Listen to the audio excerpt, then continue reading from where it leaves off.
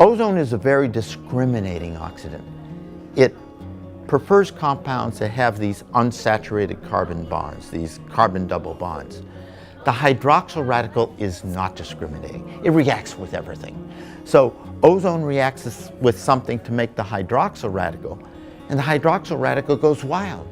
It reacts with everything indoors. So this ozone-initiated chemistry has really created this monster, in a sense, in terms of oxidation processes. And hydroxyl radical, that's OH. This is a radical because it's got an unpaired electron, and so that means it wants to react with anything that it can.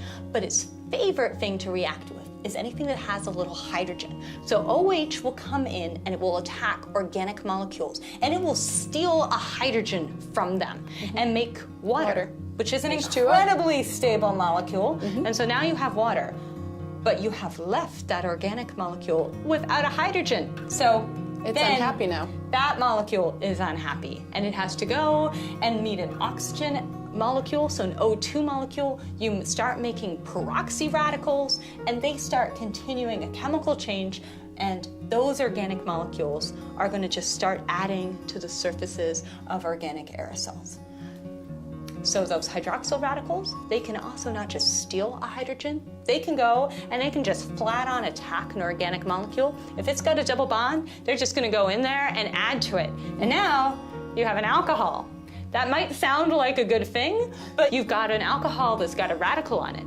So now that new chemical is going to go and react with oxygen molecules. And so all of a sudden, we're going to start adding an awful lot of oxygen to those original organic molecules that we had. And those, once you start adding a lot of oxygen, you can start to do a couple of things. You add to that growing organic aerosol that we're going to breathe in, but you can also start forming interesting molecules that are so unstable they're going to fall apart. So one of those products that you may have heard of that you can fall apart, have as a reaction product, is formaldehyde. That's one way you can make formaldehyde in the atmosphere.